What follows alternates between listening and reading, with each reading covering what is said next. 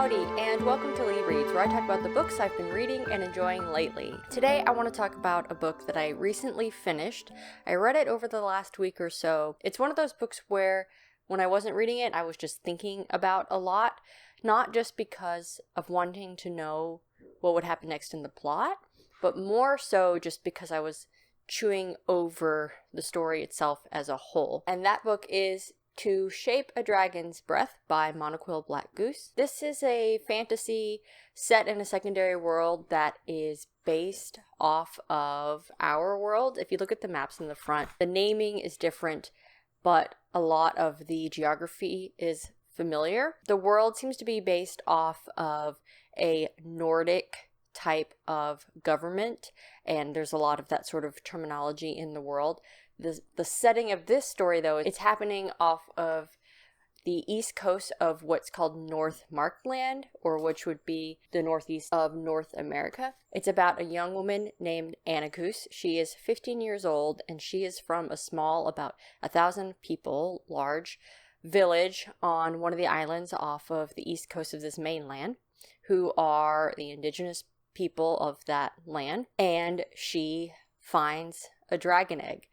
This is the story about her bonding with this dragon and learning how to start harnessing the magic and the connection between not only her and her dragon, but what the dragon means for her people. But not just that, more intimate relationship. A huge portion of the story is how this outside world, this sort of colonizing group of people, view not only Anacus's people, but relationships with dragons. There's been a lot of political strife and tension between these various groups of people on these islands just offshore, and the things from the overarching government who are supposed to be overseeing them. Whether they're actually doing that or doing a good job or even care about these people that much remains to be seen. But once Anacus finds this egg, she is encouraged by her brother, who has left the island because he wants to learn how to be a magical engineer in this world, and he can't learn to do that back in his home village. He tells her, if the English find out that you have this egg and you haven't registered it, and they have this whole ministry that controls dragons because they can be so dangerous, then it may endanger our village. They may think that we're trying to pull one over on them. So Anacus goes to dragon training school, and that's where our story takes off. So yes, it's a dragon book, dragon training book. It's a magical school book. But the thing that really made me think about this book a lot is from Anacus's perspective. She's 15 years old. She knows that her people are looked down on. She now is in a position of honor and power among her people because of this connection with her dragon. And all she wants to do is learn what she needs to learn in order to be safe with this dragon she's bonded to, and then be able to use that magic to bring back to her farming community and help them. Because dragon's breath makes wonderful reagents for different magical alchemical things in this world.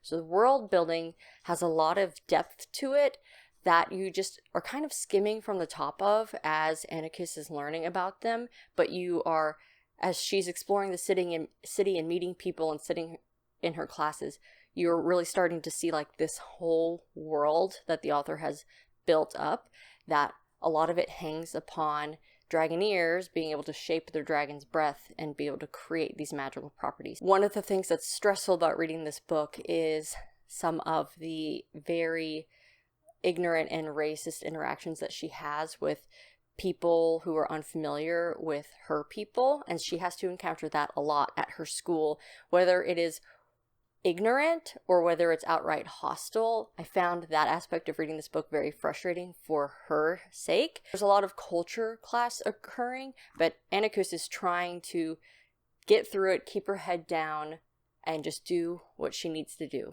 Of course, it wouldn't be a story if things didn't ignite from there, and there are definitely political overtones in this story. The way that the author maneuvered this and keeping it through Anacus's perspective, although these themes were very, very present, I didn't feel like I was being beat over the head with them the way that I have in some other fantasy novels that take on the same subject or similar themes. The reason I picked up this book was I think I saw it on some awards list. It was nominated, and then I heard it's a dragon, it's a training with your dragon, bonding your dragon school fantasy novel, but told from the perspective of people who haven't had a dragon in a long time. And that's a huge aspect of this is these eggs have been lost to Inokus's people for a long time, so she needs to kind of rediscover their side of the magic and not just necessarily do what's prescribed by the school because it may not fit what's best, for her situation. I felt like in aspects of this with some of the terminology that it was kind of like walking through Skyrim, so to speak, with the dragons, but plus this culture clash of speaking of colonizing and, respecting the indigenous cultures. And there are a lot of ties to our own national history in this book. The back of the book says that this is the first in a new fantasy series, so there may be more books forthcoming. I haven't gone to look up if there's any announcements on them. This first book I do feel could be read as a standalone. I think there's enough resolution to be satisfying, but there's enough open ends and threads that we could follow for the next books in the series. The political strife is not resolved, and Inokus is still learning how to work with her dragon, so there's a lot of this world that we can explore. That said, as I mentioned before, reading this book is a little bit stressful, like on Inokus's and her people's behalf, and there are definitely parallels that are quite obvious when you read these books to how people in this nation have been treated and have been maybe colonized and forcibly brought into this nation against their will. I thought of the Hawaiians a lot and the Polynesian peoples as I was reading this book, but then there's also the indigenous people who lived here before the colonists. And so the weight of all of that and thinking about all of that and seeing how these people are being treated in this book and knowing that people were and are still treated like that and spoken to like that, even in this day and age, it's just a book that really got me thinking and that more people should read. It's just an excellent example of reading fantasy to really try to understand and empathize with a wider group of people.